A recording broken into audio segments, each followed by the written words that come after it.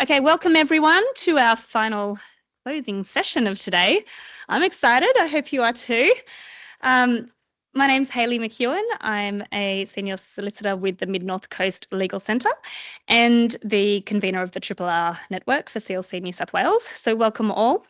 I'd first like to acknowledge the Biripi people who are the traditional owners of the land that we're joining on today, and to pay my respects to elders past and present, and to extend my gratitude for their ongoing connection to land, waters and culture, and that I feel very privileged to work and live here on Biripi country. I'd also like to extend a warm welcome to our First Nations colleagues, both those who are in the room and also those who are joining us online. Now, today we're going to hear a short presentation from the Law and Justice Foundation on their preliminary findings in the current Access to Justice in regional New South Wales Legal Practitioners Perspectives research to provide some context for our later discussion. Because we are just embarking on a new 5-year funding partnership, so our panel will be very pleased today, I think, to debate some ideas around strengthening, developing and unifying the sector. In this discussion, we'll talk about the importance of CLC partnerships, both with each other and external agencies and services in the delivery of legal support for Triple R communities. This solution-focused session will also consider some of the big challenges for building capacity in the sector in the Triple R context, including the tension of collaboration and competition, attracting and retaining solicitors, the sustainability of increasingly diverse and complex funding streams, and the pursuit of innovation and efficiency, and some ideas too around what makes CLCs unique. So to first introduce our panel, starting from the far end, we have Julie Perkins, who is a Gumbaynggirr woman from the and the CEO of the Gurrulgum Corporation. It's an Aboriginal community-controlled non-profit organisation whose vision is to work closely with First Nations peoples and communities who are empowered, strong and culturally connected to drive change. The corporation delivers trauma-informed community programs that focus on housing, domestic violence and legal advice, post-release support, arts and culture, and they have a community hub to strengthen connection to country and culture. Welcome, Julie. Jane Sapatz has 30 years experience in the public, community and private sectors, focusing on service management and design for people who are socially and or economically disadvantaged. She is the Executive Director of Client Service and Public Engagement for Legal Aid New South Wales. Olivia Noy is the Director of the Law and Justice Foundation of New South Wales. With a passion for the well-being of individuals and effective systemic change, Ollie has a strong interest in generating effective cross-sector collaboration across the judicial, legal assistance and human service sectors to improve justice outcomes for the New South Wales community. Sarah Marland needs no introduction as the Executive Director of CLC New South Wales. We know that Sarah is a campaigner for human rights. She's a researcher and an author, having worked in international NGOs, namely Amnesty, World Vision and more. She's lectured in advocacy and research and published reports, journal articles, and was the lead author of a book, World Poverty for Dummies.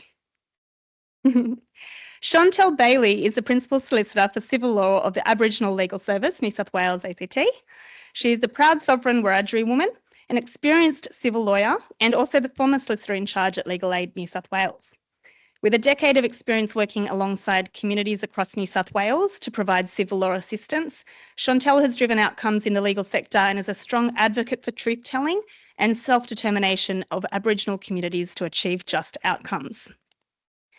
Now that I have introduced the panel, I would like to hand over to Sarah Ratcliffe, who is a senior researcher for the Law and Justice Foundation, to lead us in her presentation. Thank you.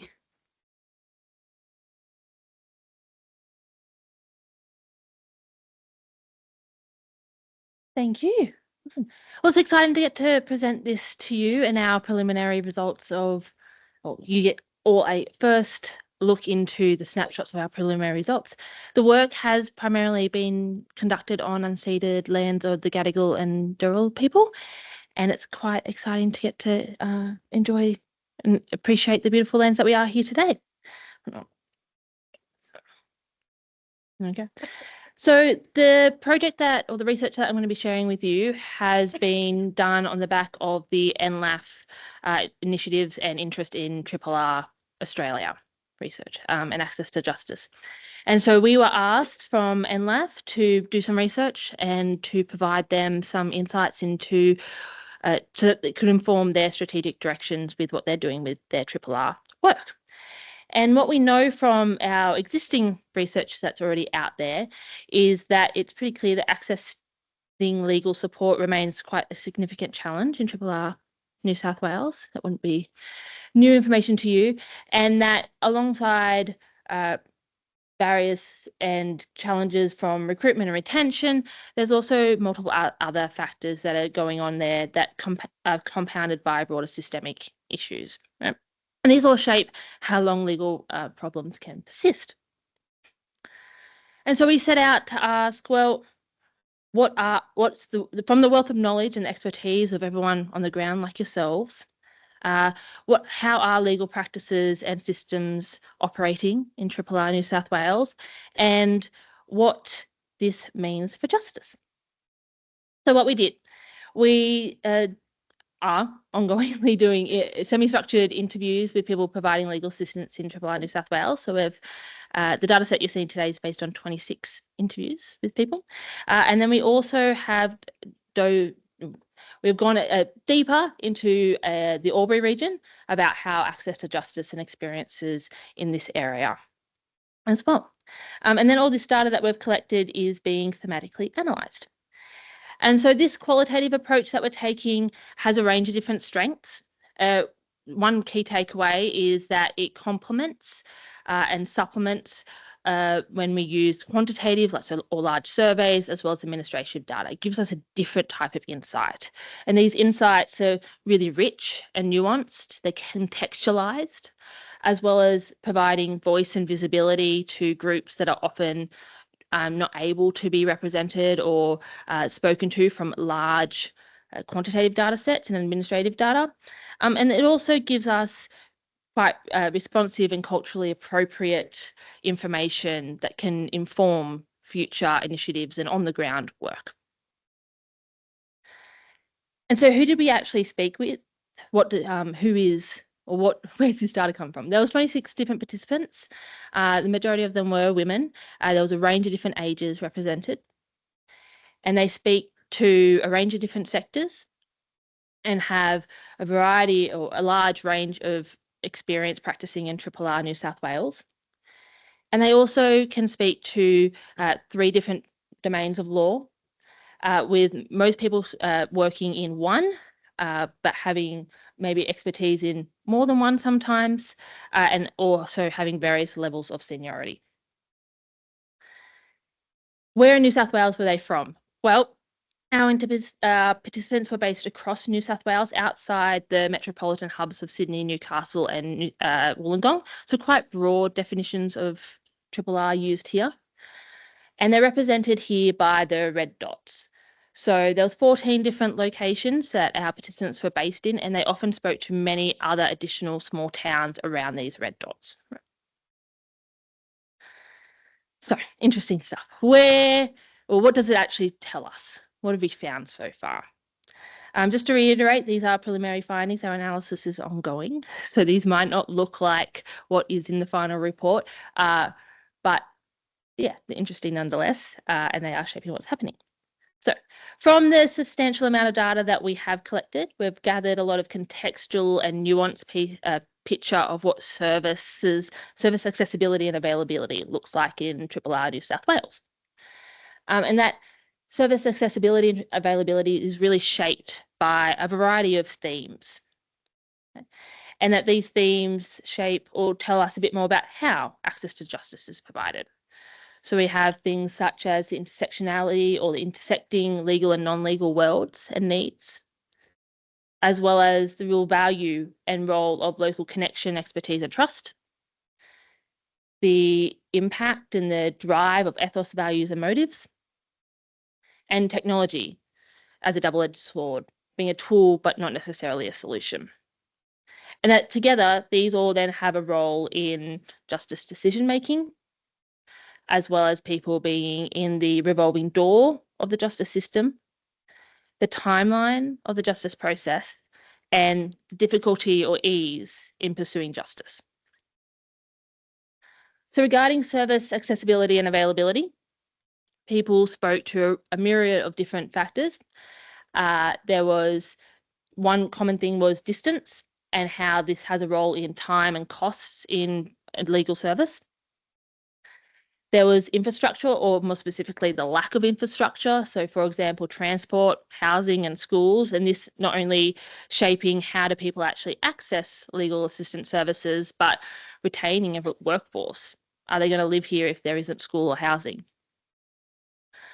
The breadth of services available and who is provided services, and that this is shaped by not only funding and policy, but also by eligibility criteria that might be set outside of organisations, but also within. There's the service availability or density of both legal and non-legal services. So if there's there's no non-legal services available, then actually there's a legal service available, then there's ongoing internet connected impacts there. Then also conflicts of interests.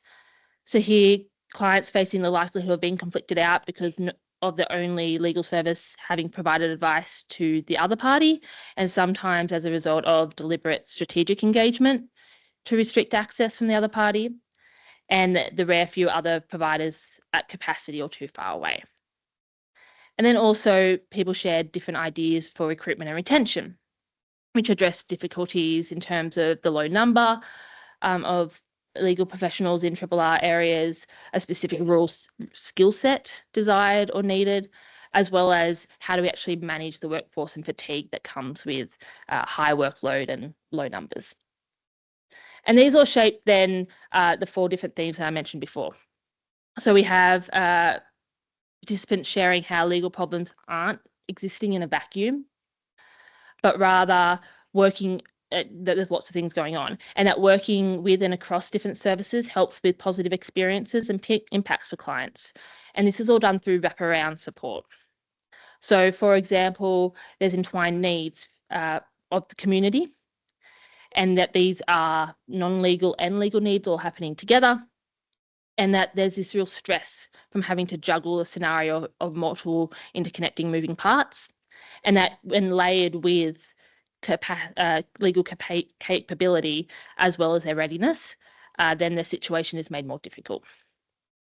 And then that linking in with other legal services and non-legal services is a way to provide for these clients' needs, and that actually helps with also managing the legal workforce's workloads, and that access to services which were out of scope or capacity were also then potentially supported by linking in across services. And that together, that then you're providing a wraparound support. And this was described as being client-centered and being as a model of service, as well as holistic and having legal adjacent work involved.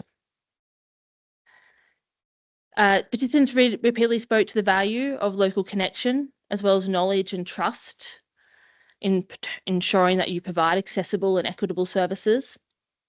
And so this looked like having reliable legal services that were known and trusted by the community, as well as other services. So they were embedded all together. And collaborations and partnerships were really key and valuable in ensuring that you had these embedded services. And that local expertise was also incredibly crucial.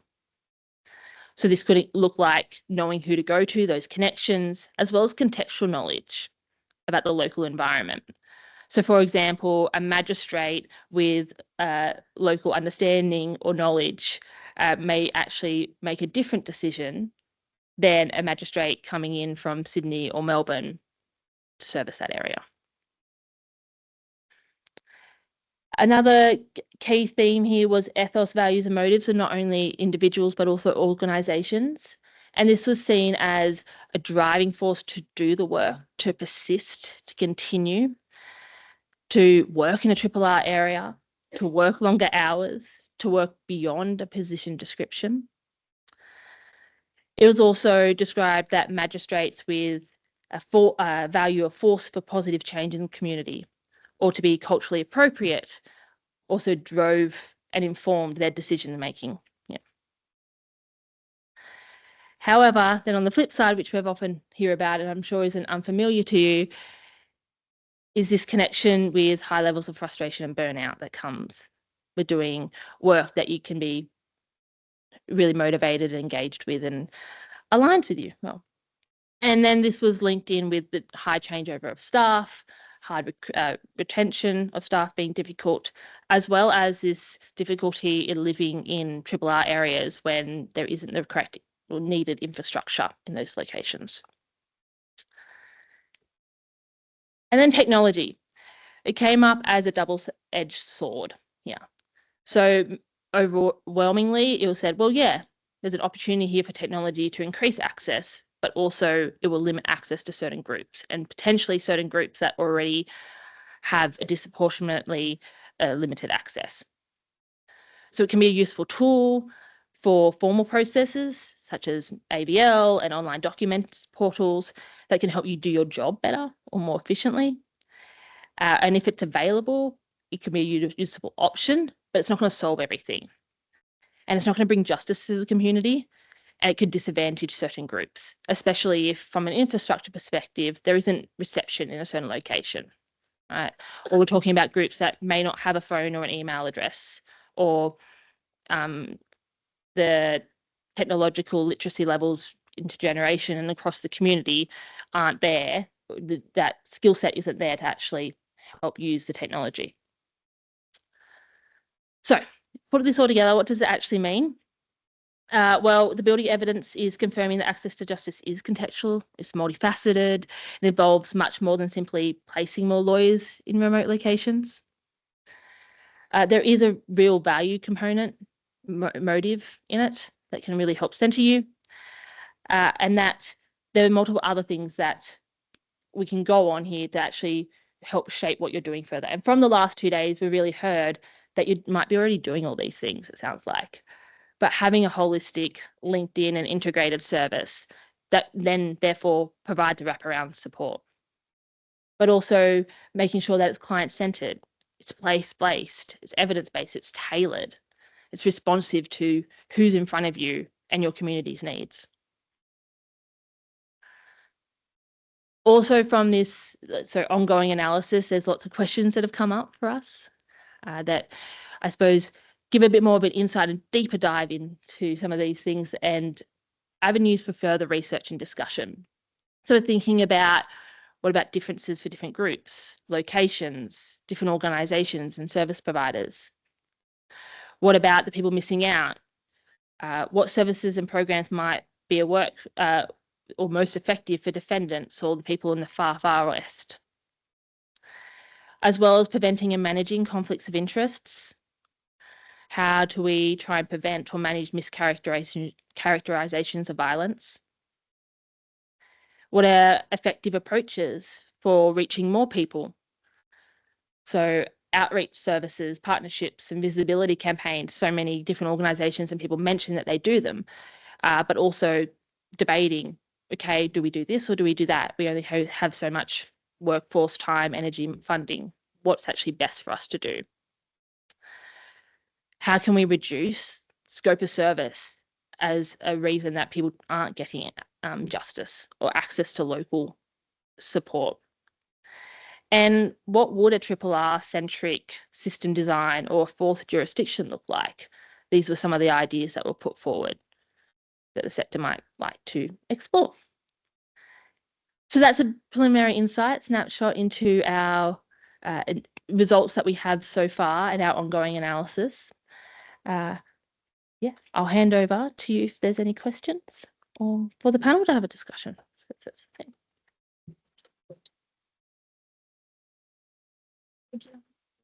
You could join. I don't know if we can squeeze one more chair up here. But I think my first question, Sarah, if you're able to hang around is that you mentioned some thoughts are emerging about the differences between different groups, perhaps experiencing access to justice barriers. Were there also any differences that emerged in perhaps the prominence of those barriers between different R communities? I actually prepared a slide for this. I didn't know. No, okay. Yeah, so I think a good point on this is that, yes, there are patterns coming out and emerging from the data where we say, okay, there's differences amongst or between who's providing. So is this a CLC? Is this a ALS? Things like that, as well as based on location, as well as the community group or the client group. From this data set, it's not actually well placed, or it's not the right data set to go and actually look at, is there significant differences here? Rather, we can actually go, okay, are we observing a pattern? And then we can indicate that future research should go and actually look into deeper there. It is a pattern that is emerging in the data set. And as our analysis keeps going on, we'll dive into deeper, and I suppose that's a plug for stay tuned for the report. There might be more information. Thank you. So now I might throw a question perhaps over to the panel. Maybe Ollie might like to kick us off here, but how can the sector, do you think, better unify and collaborate to deliver more consistent and effective legal support in R communities, given what we know from this sort of research? I think it will. Yeah.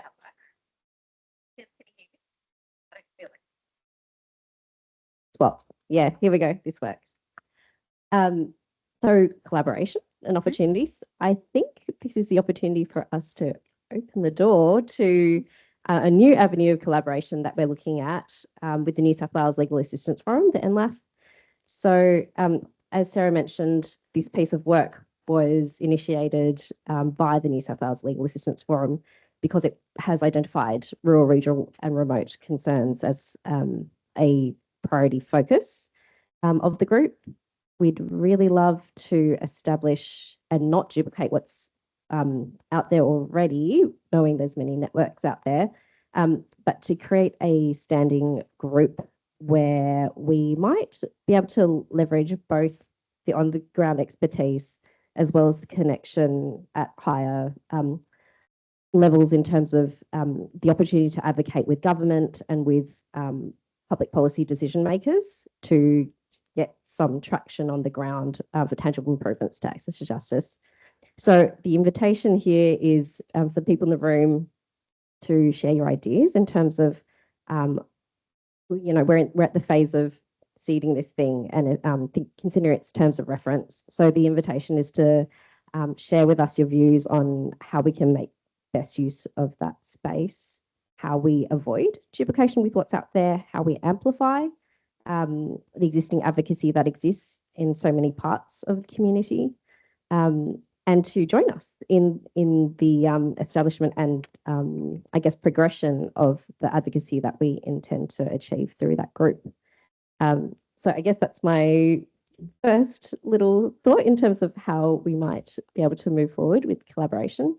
And yes, I think the dream is to think about, we've seen it with other working groups of the New South Wales Legal Assistance Forum, where we've been, particularly in the public policy space, being able to get the right decision makers in the room and get the low-hanging fruit in place and tweaked to make better change for a community. I think that's maybe where we might have the opportunity for best impact.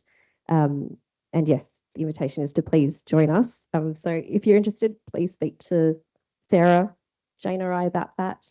Not on NLAF, no. Although I really like going to NLAF. It's like Ollie says, it's where you do get all the decision makers in the room, or you try to, and you can see actual, sometimes see actual tangible change. For me, the collaboration piece for CLCs, I think it's sort of twofold. There's collaboration with the rest of the legal assistance sector, so with ALS, with legal aid, with the family violence legal prevention services, and there's a whole kind of logistics in how we divide what we do and who does what. And I think there's been some really good examples, particularly around in the disaster space, when there's been legal aid and CLCs kind of responding and sharing information, taking on different roles within that. So I think I think it's useful to have for all of us to have that conversation sort of at a state level, but then it has to happen at the local level. And then the other side of it for CLCs, I think, is all the stuff that we've been talking about, I think, in the last couple of days around those bigger collaborations in communities. And what is the strength of a CLC is that they are embedded in their communities and the networks that they build and the people that they talk to and the people that they support. So I think when we're thinking about collaboration, we have to center our clients and what is it that they need and how do we support them and what kind of relationships do we need to build to make sure that they get the best outcome. Oh, would you like to, or anyone else like to add to that? I don't know if this is one, if it is working. Yep. Yeah. Okay, great. Thank you. Yeah, so building on what Sarah has said, I'm thinking more across the legal assistance sector. And I do think we've got an opportunity in time at the moment because our new 5-year funding agreement has been signed, sealed and delivered. We've spent a lot of time being reviewed and putting in bids for funding, et cetera, et cetera. That's actually settled. We've all got our views about that, but it's done for a little while. And so there's an opportunity perhaps for us to collaborate in some new ways, given that we know what the funding in the sector is at the moment. In terms of collaboration, I, of course, am a big champion for cooperative legal service delivery if it's in your area, the CLSD program. And I think it has a lot of opportunities for the sector to come together and the broader support, as we heard, the non-legal sector as well, to focus on local issues, very much regionally based. And where that's not available, because it's not in every region in New South Wales, making sure that the legal assistance sector agencies are meeting together on some kind of regular basis to talk about the local issues and how we can work together. We have opportunities to then raise those issues up to like the New South Wales Legal Assistance Forum. So the Cooperative Legal, I'm trying not to use acronyms, but I can't get my mouth around it. The Cooperative Legal Service Delivery Program, CLSD, provides a regular report to NLAF about what are the issues emerging in all of those 12 regions. So there is an opportunity to the collaboration on the ground to then kind of go up to that statewide level where we have potentially have decision makers and so on and so forth there. So I just kind of give a plug to CLSD, but also to making sure that the legal assistance sector providers are meeting themselves as well to talk about legal assistance service delivery. A healthy legal assistance sector has multiple service providers in it. So it has NGO, Aboriginal community controlled, government and private lawyers as well who do pro bono or legal aid work. That's what a healthy legal assistance sector would look like if it existed across the state regionally, that there's choice for clients, that there's the ability to handle multi-party matters, conflicts of interest, to collaborate, to bring all of those diverse perspectives to our communities. And we know that that's it exists in some places and that's great, but it really doesn't exist as a model across the state. And I think we've got an opportunity to perhaps look at what that would look like if we could have it, perhaps on a place-based kind of starting with one place and talking about that. If we could have what would be the legal assistance sector that we need in this region, what would it look like? Starting to actually design it, cost it, maybe look at how we can then feed that up the chain in terms of being ready for the next time we all go through review, funding reviews, et cetera, but also what steps can we take in the meantime to build that? Who should go first? What services should we coordinate together to start to build that in that area? And I think that's the opportunity we have to collaborate, particularly in regional, rural, remote areas, because we're in this period where funding has been settled for better or for worse for a little while, and we've got an opportunity to perhaps look at that together. Yeah, sure, Ollie. I was just reflecting on the last couple of days as well and the conversations being had. And I think there's a lot of opportunity in thinking about how we leverage volunteers and students in the profession a little bit more, and how we can carve out perhaps the less technical aspects of the legal work so that there's a little bit less burden on practitioners. And I think there's some really interesting models out there, such as, with Annika Legal, where they've, really tapped into a very large student base to be able to deliver at scale.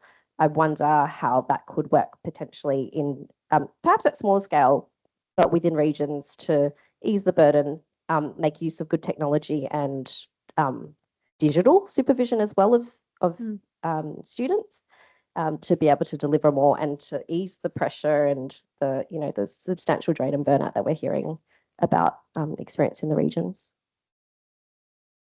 I know there was a point made in the preliminary findings about technology being one part of the puzzle, like a tool, but not necessarily that solution. But I guess we accept that it's here regardless, and there are gains being made very rapidly in that space. And we've heard from various speakers about, artificial intelligence and the potentials and the risks that entails. So are there particular places where you think some of these innovative approaches might work, or ones perhaps where they may not?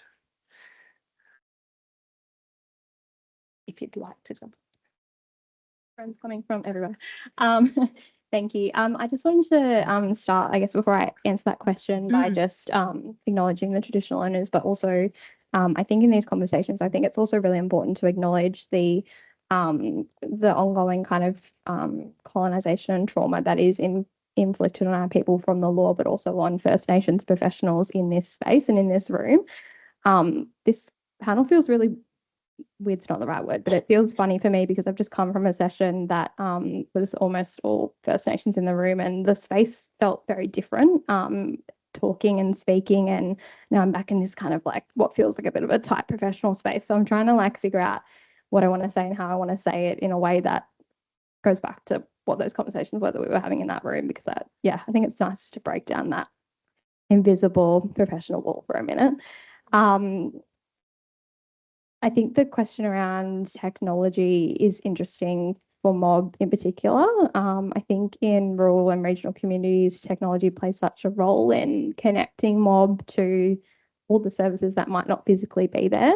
But I also think it's a bit of a dangerous tool because I see a lot of legal professionals relying on technology to connect with mobbing community, and they rely on those, great support workers out in community, those people who have the knowledges on the ground and who have those relationships with clients. But sometimes I think that gets seen as a bit of a ticker box to be like, okay, that knowledge and relationship is there and I can connect from wherever I am at any time via computer or whatever to help that client. But I think there's so much missing in that piece. I think there are so many things that clients, just particularly Aboriginal clients, just will not tell you after, half an hour with them face to face, let alone online, and that process takes so much time to build relationships.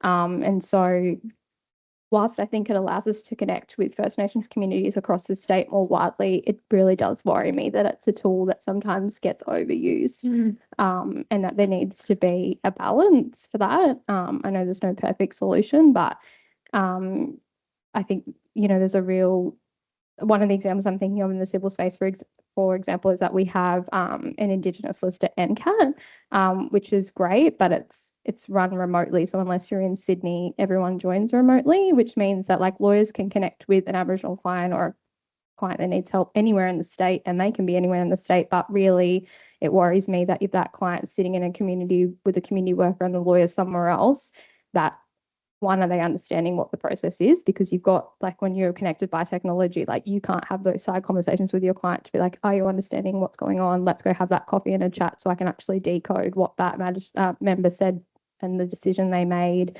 Like, where is the kind of continuity of care in the legal space when we're relying on technology in that way? And it does worry me a bit. And so I just would empower lawyers to think about that in the context of the support that they're providing to clients remotely / via remote outreach. Is it enough to connect in that way?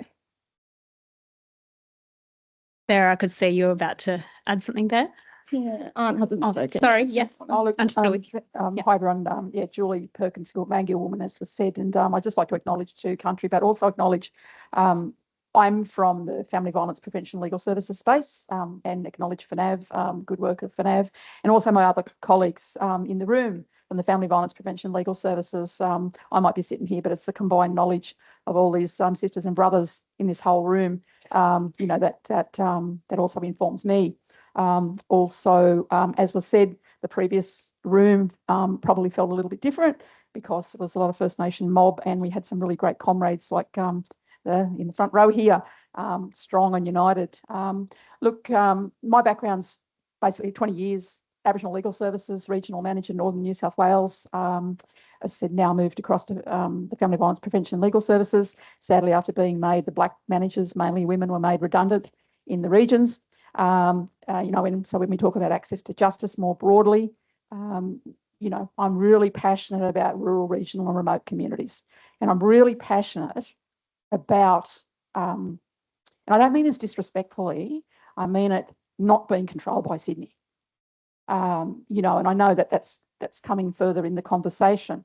But just in relation to technology, it was really interesting when the Grafton office of the Aboriginal Legal Services decided to, or the board decided on their wisdom to shut the office and move that office across to Coffs Harbour, which already had a community legal centre, a full legal aid centre, a whole lot of things. So I'm not sure why we did that when we had the biggest jail in Australia, the Clarence Correctional, 1,700 beds, 300 women and 1,400 men, predominantly black. But one of the comments that was made, because one of the arguments that we all put up as community, as to just one argument as to not to move the office, because we used to have a wonderful relationship in terms of our staff visiting the correctional centre. The comments were made to myself, to the community. Tough. All that can stop. And those probably most vulnerable, those locked up people who are the women and the men, there's 300 women, they can just go on video link. Tough. And I think that was and it continues, that is a really wrong and has been a wrong decision. And that's where technology, we all know technology, not so much me, but, we know that it is there and we know we do have to use it for things. But to blatantly just say that on the use of technology, in my opinion, was absolutely incorrect. Horses for courses, I think, but I agree totally with you. There are times, and I'm not saying we all know this, the pressures upon the community legal centre and services. We had a really great positive relationship with legal aid, community legal centres came down from Lismore. We know the pressure, but also we're talking about the access to justice. We're talking about the vulnerable. We're talking about the fact that we're community legal services here, for the clients that we have. So that's where technology, in my opinion, is incorrect. I wonder then, Sarah, is there a section of the community that is asking for this, like that is okay with technology? Yeah. So the participants really echoed what the panel's just said in terms of concerns with technology being rolled out and then increasing disparities and reducing access. But we also heard that technology is actually could be really helpful and isn't potentially leveraged enough in terms of actual service provision. So from a professional standpoint, this could be really helpful in accessing people. So AVLs, or the other example was also like so, but yeah, sorry, helpful for the profession in terms of, okay, can we connect and we're less isolated because we can be connected together? Can we be more efficient because now we can actually email this document or put it into an online portal rather than having to drive 3 hours to log a document in? Can we phone someone in an AVL, and that all intersecting then with transport? Can someone get in? Different things like that. So the benefits and where it really could be used and people felt like it wasn't being leveraged was in terms of actually service provision and the professional work. But there was this constant concern of it was by streamlining everything and making it all digital that certain groups would then get more marginalized and left behind even further. The balancing that was a real concern. Julie, you mentioned earlier that the legal assistance sector works well. Sorry, Jane, passing the microphone around. When there is this combination of the various services and private firms as well and pro bono that's available, and it often isn't in some areas. We know that there is a real difficulty in attracting and retaining good staff, and to some extent there's a bit of competition there in order to do that. Are there any successful approaches that any of you could speak to in being able to attract and retain solicitors in regional and remote areas? I'll say a few words and then I'll pass it down to everybody. So are there successful programs? So I think we're trying lots of things. So we've got, with legal aid, as people would know, more than half of our services are provided by private lawyers doing legal aid work. And so we also are very aware of retaining private lawyers in regional New South Wales as well as employing our own. And we face all the similar challenges to everybody else in terms of our own. But there are some programs that we've got running at the moment trying to address that issue. So we have our crime graduate program, criminal law graduate program. We've got 5 graduates who've just started there. And we've been able to put a little bit of extra resourcing into that in terms of funding their relocation, those kinds of things. They're doing 6 months in metro areas to get all their training so that they go equipped to the regions.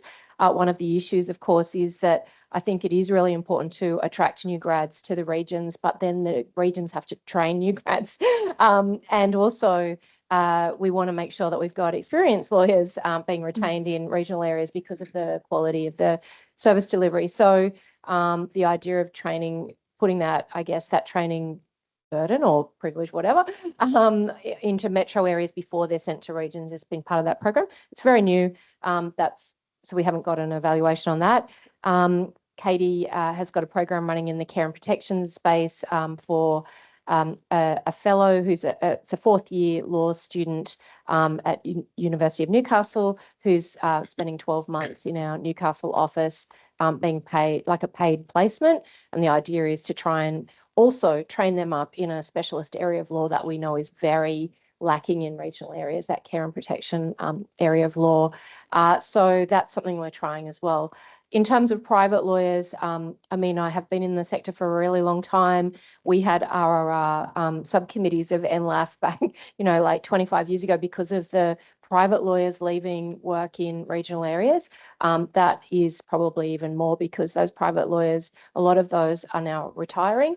And we had a great session just earlier. I was in hearing about the great work of the Women Lawyers Rural Network. Sorry, that's not the name. I've just New South Wales Thank Regional. you. Thank you. Women Michelle lawyers. spoke on that. Yeah. So we're rethinking how we can better support rural, regional and remote private lawyers to stay doing the pro bono and legal aid work and other volunteer work they do with CLCs, etc. And how we can support them better to do that, given we can't pay them more necessarily. But what else can we do in terms of sharing resources, sharing training, sharing that professional development, bringing in them into our network better? And again, Katie, I'm just going to reference you. You've been doing a statewide tour, really, talking to private lawyers about that and what we could do. So rethinking that part of it as well, because we need to retain experienced people in the sector, in the regions, as much as we need to attract new grads. That's really important in terms of quality. of service delivery. The other thing I did just want to give a little plug for, I know it's it seems like a small thing, but I think it's actually something we could do together. There is the Welcome Experience, which is a government-run program for certain industries to support people going into those industries in the regions. The legal assistance sector is not one of the sectors that's included in that. So it's not just helping government employees, it's helping what they call essential workers in different sectors. So they might be working for a non-government organisation and they could still be part of this program. And it's interesting to me that legal assistance sector is not essential workers in that I think it's run by primary industries. But I do think that's something we could do together. I know it will just give some benefits to help us to attract people, but it also starts to get on the radar the idea that our sector is actually an essential service and that we need to retain people in the region. So that was brought to me when I asked people what their ideas were. Very experienced regional practitioner said to me that he has tried to get his region into that program and couldn't. I think on a statewide basis, it's something that we could look at really raising that issue. Sorry, I'll stop. No, that's great. Chantal, you mentioned earlier the psychological load that's often carried by people who are working in community. Can you speak to any of the ways that organisations can better support the well-being of practitioners working in those high demand environments? I have lots of ideas. I have lots of ideas that I think are pretty plain and simple, that I think the legal assistance sector doesn't strike quite right at the moment. I think for me, my kind of experience, if I look back where I started as a grad, there was lots of times in the profession where I thought that doesn't feel right. That seems like a red flag, particularly as a First Nations lawyer. And I worked in regional and rural communities, and I feel like the conversations I had with seniors at that time, when I'd worked in places that had good models, were things that I would try and bring to the table. And I think often as a younger, less experienced lawyer, that was sometimes brushed under the rug a bit. But I think it's, like the reality is when we're attracting lawyers out to the regions, 9 times out of 10, they're young lawyers. And they're young lawyers who leave their families and they give up their lives and they go to the city, like Sis was saying yesterday, or they go out regional and rural and they have no support systems around them. They have to go and find communities. And for First Nations mobs, that means like finding your work community and then finding a community that's actually safe, because sometimes work isn't always so safe depending on the work you're doing and the people you're working with.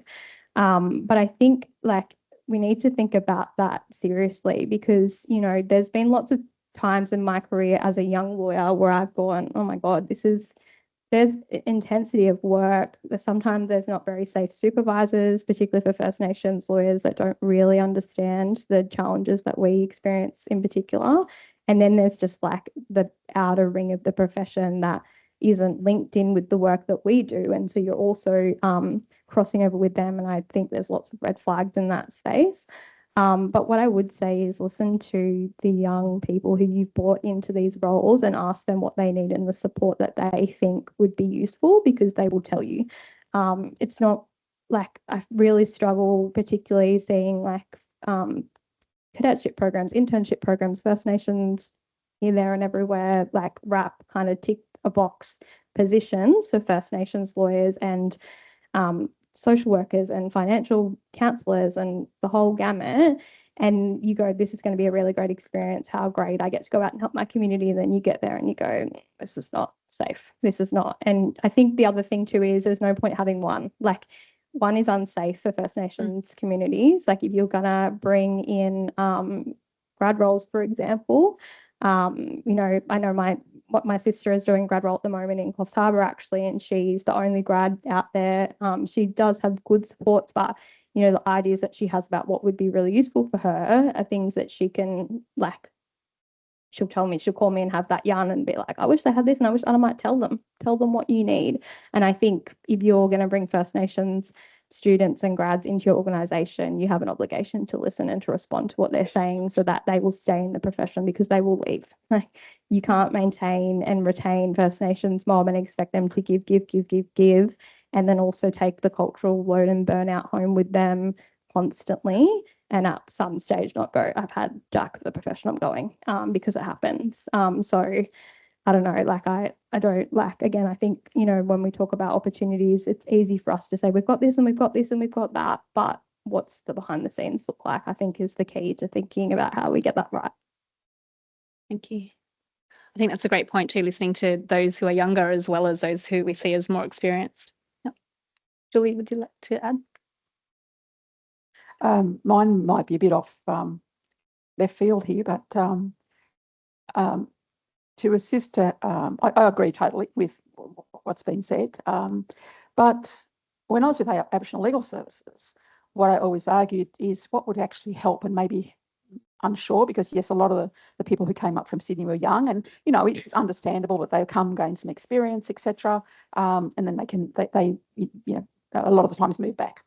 But I used to always argue that what might help the lawyers is that if we put more black field officers on to do a lot of that, because I think that's where, and it's a bit odd, I mean, I'm qualified in law too, but I actually think that's where we can make a real difference. And that's not putting, we need lawyers, we need good lawyers like in this room, you know, that's your expertise in that courtroom there. And we thank you very much for that. And it's a tough, it's a tough gig being the lawyer, and it's also, it's a tough ask to go to uni, you know. So I acknowledge the people who've been and the lawyers in the room, because, you know, it was bloody hard for me, you know, the sheer volume of work. So I acknowledge you. But what I do acknowledge, and what I've always advocated for, but it didn't get taken up, was more people at the front end. More black workers at the front end, because that's where the real difference can make to community. Don't wait for them to get to the court door. And I don't mean that disrespectfully again, you know, because we all know there are matters that are going to go to court. And we need those great lawyers like your people, your mobby in the room. But what makes the real difference to community, I can only say it as a community person, preventative stuff and the stuff before it gets to the court. You know, so, and I'm not saying it then you don't need more lawyers, but in one sense you may not. And I don't mean that again disrespectfully. But if we're looking for long-term change and solutions, but also that support on the ground for the lawyers, that's the beauty of having the, you know, in my communities, I'm Aboriginal community-based organisation, the black workers or other field officers or whatever you might call them in other mainstream areas, you know. And good and conditions. I'm a unionist. I'm chair of the First Nations Union. Good conditions, good, you know, in our sector, we know that it's undervalued, under-resourced. There's a, you know, we know there's a Fair Work Commission going on right now on the Schatz Award. You know, I know people on employment agreements and all those sorts of things. But that's the very things that we are fighting for, and the comrades in the room. Better conditions, you know. So that, yeah, that's my view anyway. Thank you. And I think, Julie, often the field of Aboriginal field officers and staff and the other allied staff are the ones who actually stay longer because they're often from that community, and so we don't have the turnover. And that's the other thing about it, is that, yeah, in terms of graduate programs, people might come and go, but otherwise, yeah. It raises the question too, when we're talking about incentives like HECS debt forgiveness schemes, whether that should be extended beyond lawyers to other community workers who are undertaking tertiary education, incurring debts, so that they can stay in community and keep that continuity and trust. It raises for me the pay parity issue, and we keep hearing it over the last couple of days. And I know in the NARJA we did get pay parity, so or at least a contribution to that from government. I'm not actually sure how much went to each centre, and so while it is supposed to be there for that, I think, you know, there's two sides to it. There's the sort of the, you know, the worker side where you think, yeah, I want to get the same as everyone else in the sector, or, you know, the broader legal assistance sector. But there's also the side of, you know, from running an organisation, we've been kind of scratching together bits and pieces of funding, and we still can't meet demand. And now we're in a situation where we've got a bit of extra money. How do we spend that? Do we just spend it on keeping what we've got going? So there's kind of trickiness around that with the pay parity coming in without actually uplifting the rest of the services. What are you going to do with that? I think also we need to think about pay parity. There's no pay parity across the CLC sector either. So I think before we start, or one of the places we need to start when we're thinking about, pay parity with the legal assistance sector more broadly is thinking about pay parity across our own sector. And, from centre to centre to centre, we all have our own enterprise agreements. People pay vastly different across the sector. And so I think I would really like to see a sector-wide enterprise agreement that will actually just make all of that consistent across the board. And then we can really actually talk about pay parity because we'll actually know what everyone's earning and how it compares with the rest of the sector. Thank you. I have one final question before we go to the audience, who I know are all busting to put their hands up. How can we better measure and communicate the impact of legal assistance providers in regional justice ecosystems to funders and policymakers? I think something that came up in the session I was talking about before about self-determination in partnerships is that in the justice sector, any sector where you're talking about funding, we're always talking about data. We're talking like every conversation that I hear in these spaces is like, we did this and we got this number of services or outcomes for clients or whatever it is. Like it's always data driven. Chris made a comment in that session before, and I think I know which session you were talking about, that you glazed over a little bit in a session about where there was lots of heavy data. And I do too. I get really like disassociated because I was like, that data doesn't really mean anything to me. And what I actually find really frustrating is, and like this is no disrespect to anyone who does research or who like puts a lot of time and energy into those projects, is I know what that research says for First Nations communities. I don't need to be told like in forums like this, like, I've grown up in a community where I'm seeing that firsthand. I now work with clients where every time they come to me, like that data is like, they're telling me. I don't like, it's frustrating. And I think it's also frustrating that that's the language you have to talk for funding. I think what is really important for me when I talk about what is the value of this work is the stories that come out of the work, the story that predates the legal assistance, like what the client's story was from a strength-based perspective, and then the story that followed when you assisted them. I think for me, I also see myself as a bit of like a story caretaker. Like, I find it really hard to explain to other lawyers why it's not a good idea to position your client in a position, like in a framework where they look like they're the victim, like they can't help themselves, like I see a lot of like submission writing. A lot of times when people are trying to advocate for a client, they're saying like my poor client, particularly for Aboriginal communities. I think it's really important to think about it from a strength-based perspective of like, yes, my client has had this experience, but here's what they've done since that time or what they're trying to do to like progress themselves and get out of the trouble that they're in, and they're working with me and the Aboriginal field officer and in the community and this, all these people. Like, I think we need to get better at flipping the language, and we need to get better at pushing back when funders say, but we want you to tell us what your data is. Like,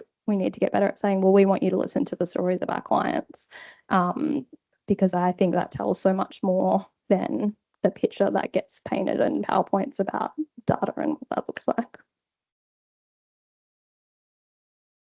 Yeah, I wholeheartedly agree. And, I think about this work, and I'm sure it probably tells the people in this room not a lot that's new. And, we're reflecting on yesterday's session, and this, what comes out in here is the conversation that was, encapsulated in the conversation that was had yesterday. It's the reality, it's the stuff that's known in practice. And I guess I would say it's the reason why we do it, though, is to provide the ammunition for that advocacy. I think it's the reality sometimes that you need an evidence base to come back to. But I think, yes, as importantly is that to complement that. And the reason why we did, chose a qualitative approach to this work is because of that power in storytelling. I think this is, this research creates an avenue to share those stories of practitioner experiences and to communicate that out more broadly. I think I was reflecting on this prior to the last couple of days. And the first thing I thought about was storytelling and the value of it and the importance of case studies, of qualitative research, to complement the data-driven kind of work and advocacy that needs to go out there as well to create the change that's needed. But yes, I think we need to never lose sight of how important storytelling is to really create nuanced understanding of the realities in rural, regional, remote areas, the powerful work that's created that is absolutely absent if you look at the data itself. And I think to really demonstrate the value of the sector, it's in showing the power of the stories and how services work together to create the change that you do such amazing work each and every day, and there's so much power in I guess illuminating and creating better visibility of that the work and the magic that happens on the ground each and every day. Thank you. Now, we do have about 15 to 20 minutes for some audience questions or comments. Thank you. Mel has one microphone. I'm happy to walk around with another. So. Oh, you'll need one. So.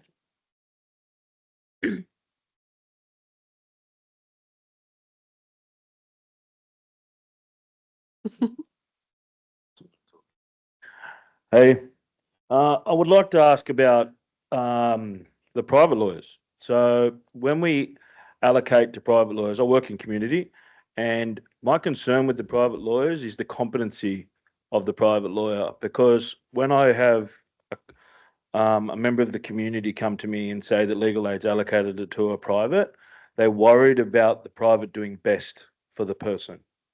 Because like I know everyone in this room, they're not driven by the money. So it's about the outcome, trying to do the best for the client on what they're dealing with. But when I've seen in courts, the private will go in there sometimes, and it's not necessarily the best outcome.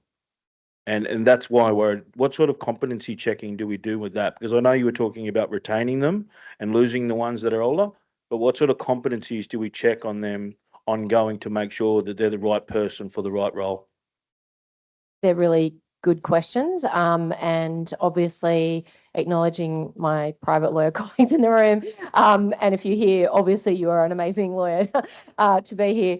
We have some amazingly competent, incredibly skilled private lawyers, and we have some lawyers who are not that potentially. And I think it is that balance for us of being able to cover or not cover a service, and that's the baseline, the worst kind of bottom line of it. But having said that, we have brought in quality standards that we are applying. So we overhauled the way that we engage with private lawyers. So we engage with the firm now instead of individual lawyers. We hold the principal accountable to meet the service standards in that service agreement. And we've stood up a private lawyer quality standards unit, which apart from the fact that they handle complaints about private lawyers doing legal aid work, they also take a proactive approach, and they go and, for example, they'll do an audit on an area, they'll go and spend time in a particular region, sit in court, watch what's happening, talk to all the stakeholders, talk to the magistrate, talk to the lawyers themselves. One of the interesting things or things that is very relevant to what we're talking about here is that when we talk to private lawyers, they are desperately crying out for access to the resources, tools, training, supervision, support, mentoring, all of that kind of stuff that we have in our organisation and you all would have in your organisations. And so the issue for us is how can we engage somebody with public money to do that legal aid work, that piece of work, and not also back it up like we would back up our own lawyers in terms of that support. So we're designing ways to do that. And I think it is probably the biggest shift I'm seeing in the way our relationship with the private lawyers who do our work is happening right now.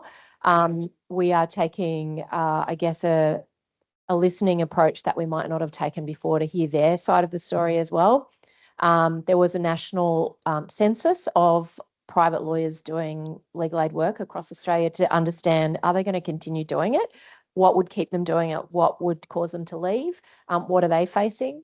And they're facing all of the issues that we all face, interesting isolation, the complexity of what's happening, the lack of support services, particularly in regional areas. There is no rehab to refer the client to. There is no those kinds of things. I think that census was a bit of a turning point for us in understanding our role in actually stepping in and supporting them, because we're essentially facing a bit of crisis in that space in terms of lawyers leaving legal aid, private lawyers leaving legal aid work, and that will just bottom out the system because, as I said, they do more than 50% of legal aid work in Australia. So we absolutely know what you're talking about. And it is, I think we have changed our perspective on that and seen it much more as our responsibility, whilst obviously we have to have that kind of audit and checking and deal with complaints and remove people from panels if they're not at the quality that we need. And we are doing that. We also need to back it up with the support, bring them closer into our work and our network as well. But I would give a plug that if you are seeing consistently or you're seeing any instances of poor performance of private lawyers, to please shoot them through complaints at Legal Aid New South Wales, the email address. Please let us know. We've been trying to promote that with our own staff as well, who sit in court, sometimes concerned by what they're seeing. I know our colleagues might be doing the same. So let us know. We need to know to be able to do something about it. But it is, I think it's that tipping point in the mixed model of service delivery between employed and assigned lawyers. What are we going to do? Because we're going to lose a lot of lawyers very soon if we don't do something to turn it around. So thanks for raising it. I think it's one of those things that we don't often talk about openly in the system, but it's absolutely there and we recognise it. And I think, as I said, a long time in the sector, I'm seeing a real difference in the way we're approaching it this time and seeing it as a shared problem, and kind of trying to pull them closer rather than push them away, but also acting on where the quality is not there, absolutely removing them from that work. Thanks, Jane. Thanks, Jane. Just on the same topic, sorry. I think it's really good for all of us in the room and all CLCs to know about the complaints mechanism, and not just internally in legal aid, because we do see a lot of clients who are dealing with private lawyers and having a difficult time. I was just wondering whether there might be an opportunity, just hearing you talk about the lack of lawyers in the regions, and I don't know whether this has already been kind of talked about, but you're talking about developing a program to support young lawyers coming into the regions who are working in private firms. I'm wondering whether there's an opportunity for community legal centres to be placing a lawyer within their service who can apply for grants of legal aid, who do have that infrastructure, who do have that support, who have the supervision and the well-being and understand trauma-informed care, client-centred care, and might benefit from that extra funding. Not that it's going to fund a whole position, because we know that that's not what it does. The private lawyers have to subsidise their work by doing private work, but there might be opportunities there. Funnily enough, that has happened in the past, and we have funded positions. We've supported positions, subsidised positions to do legal aid work in community legal centres. And what would be great is to pull out that the evaluation of that happened at the time, because there were some problems with it, and I think it'd be good to have a look at that and to see what they were. And we've also placed people in private law firms with the subsidies, similar things. So yeah, I think it's worth looking at all of those things, absolutely. And I do know, again, there were some problems with it. How do we kind of perhaps learn from that and think about innovative ways to do it again? So yeah, thanks for raising it.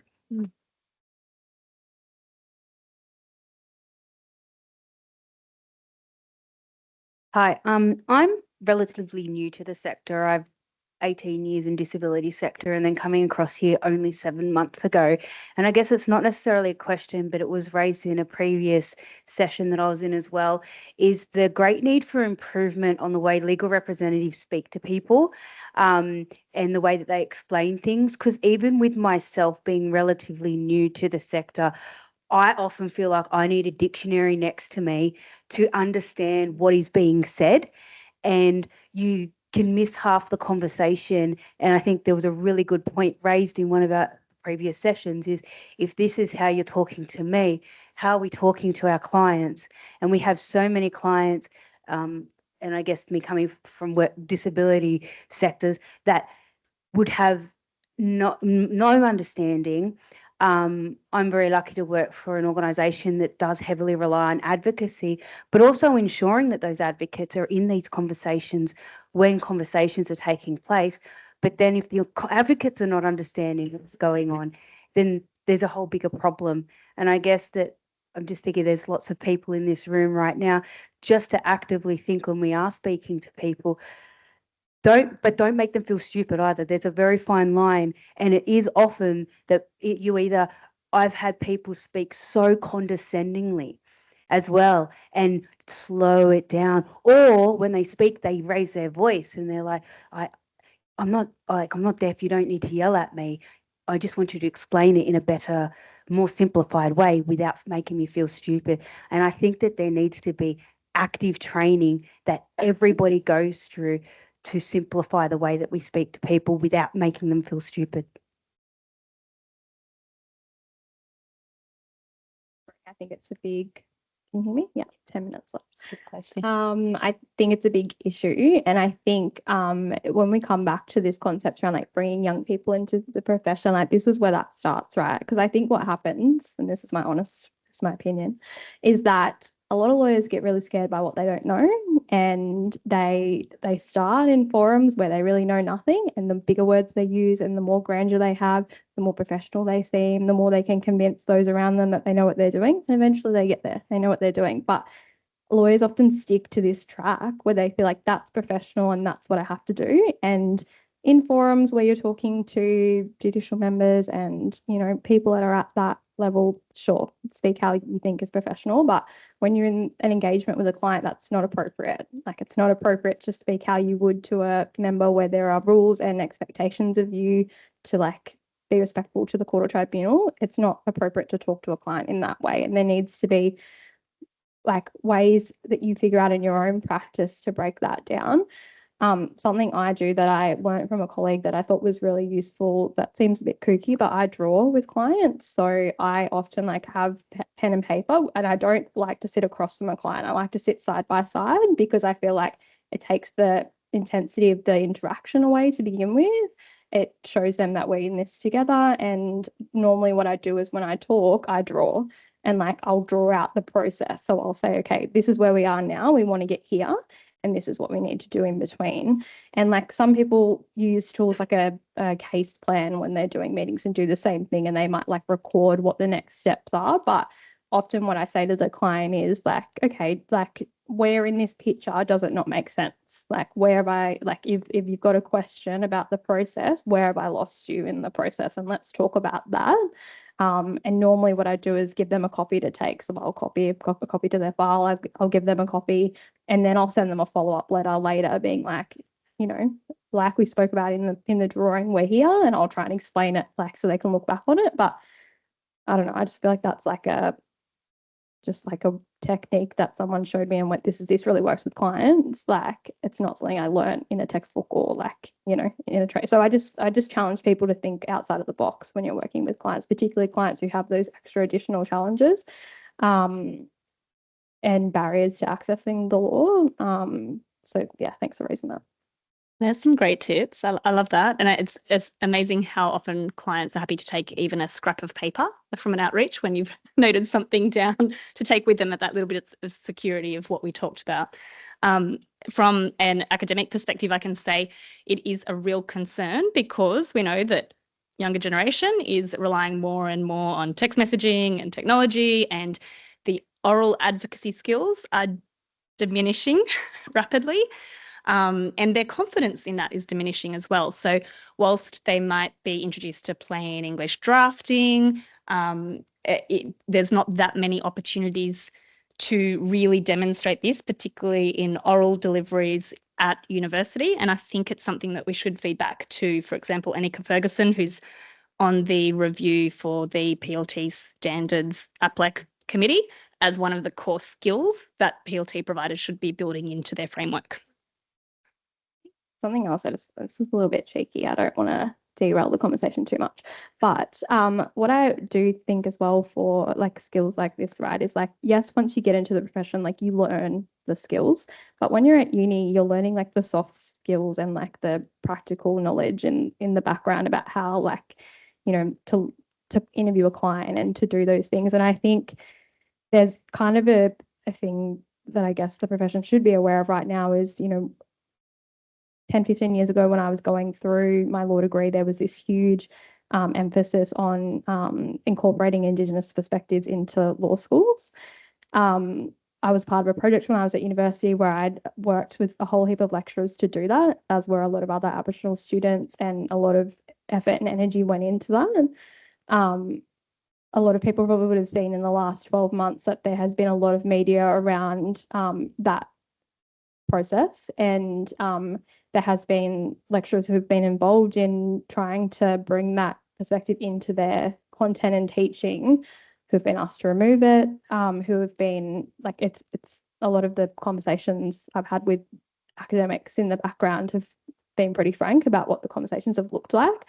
But I just challenge you to think about when you're hiring, if you know that there's someone who's been to a university where they've like deliberately taken out Indigenous perspectives from the curriculum, like, I think there's a obligation on the profession to think more widely than what is this person's resume in front of me. Like, if you know that they've been to a university where there's high level like detail and criticism of Indigenous perspectives within curriculum and other perspectives within curriculum, I think it's worth asking the person that you're interviewing, like, what did you learn in that area? I think it's totally valid to ask that. And what training and skills and other things have you done to develop or supplement that knowledge if you haven't obtained it in a law school setting?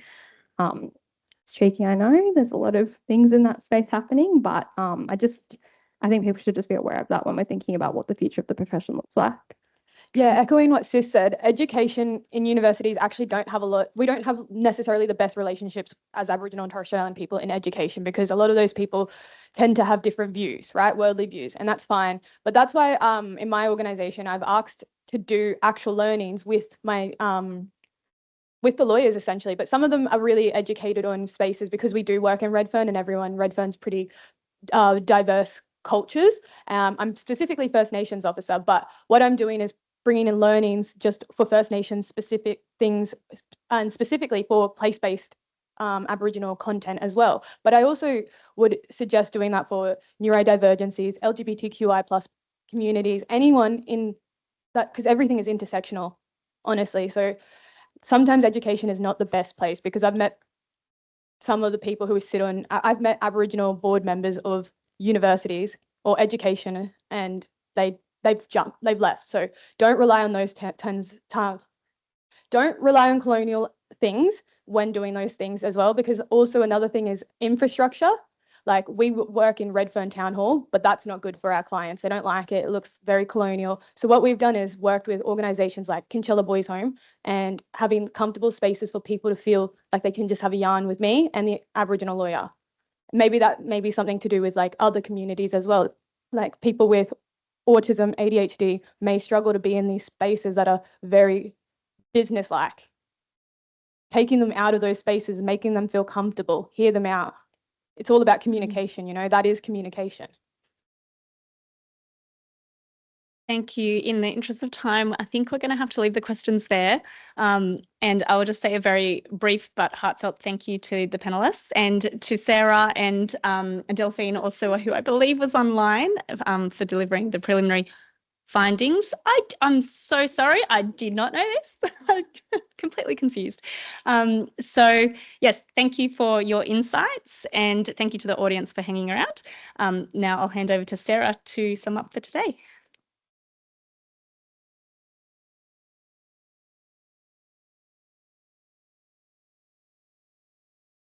Okay, hang on. End notes. I've got some housekeeping and then some thank yous. I was meant to actually do this at the opening plenary and I didn't. So can you please complete our feedback survey? There are QR codes around the walls and we'll send you a link at the end of the event. It really helps us with, this is actually true, it really helps us with future planning for the sector events. So please take 5 minutes to tell us what you think. I have a whole bunch of thank yous, and how I'd like to approach it is there's different groups and I'm going to go through the group. I want the people to stand up and then I want you to clap for those people and then I'll move on to the next group. Can we do that? So we have had 2 working groups that have helped us pull together this program and they've worked with us from the beginning. It's been an incredible process.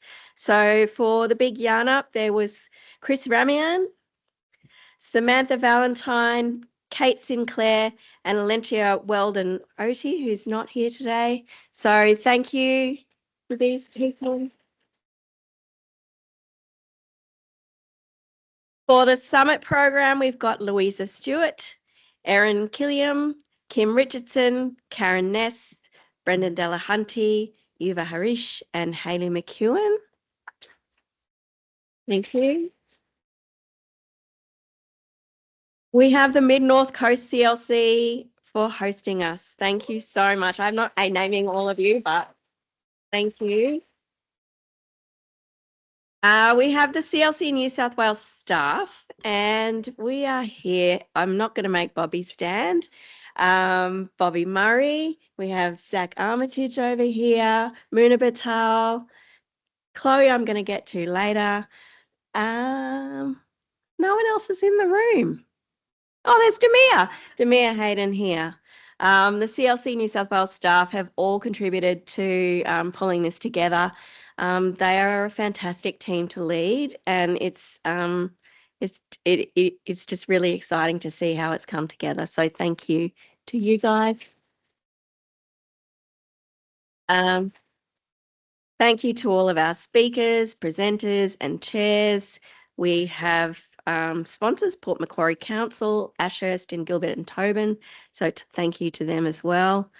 And just a few words at the end. Why we put this on is that I know we send out sector surveys all the time and you probably go, oh, another survey to fill in.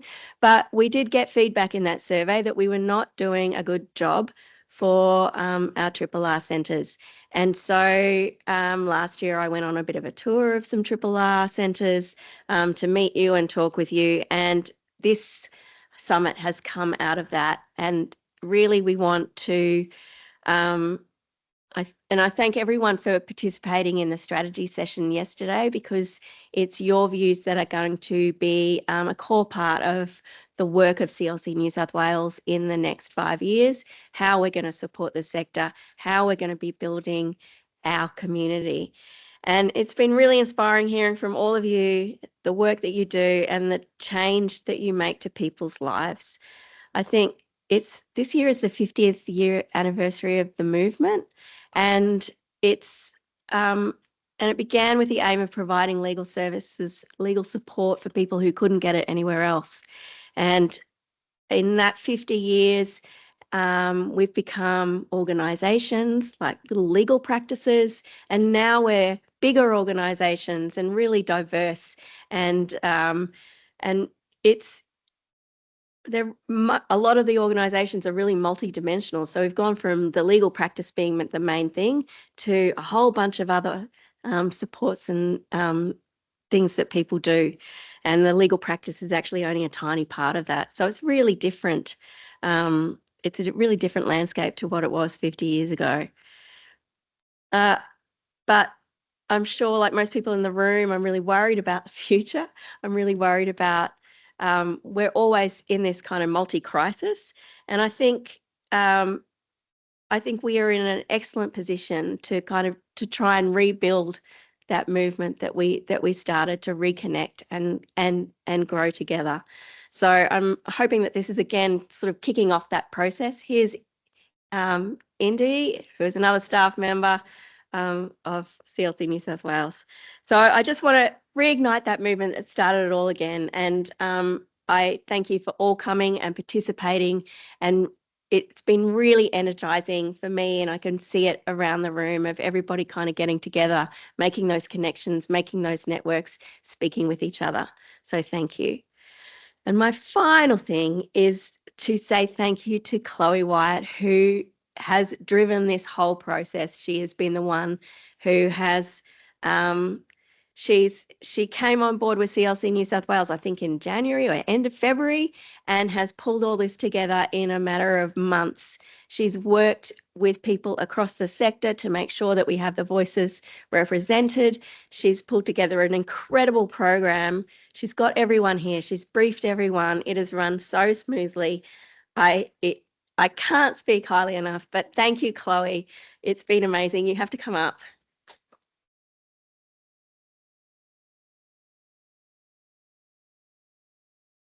We have some little things here. We can't really give you a massive thing because it's you've got to get on the plane. But here are a few little things from just from Port Macquarie that that we've got for you. But also I scheduled at 5 p.m. You will be getting an email for a spa date. Which will be much needed. You can't hand that over though. So thank you very much.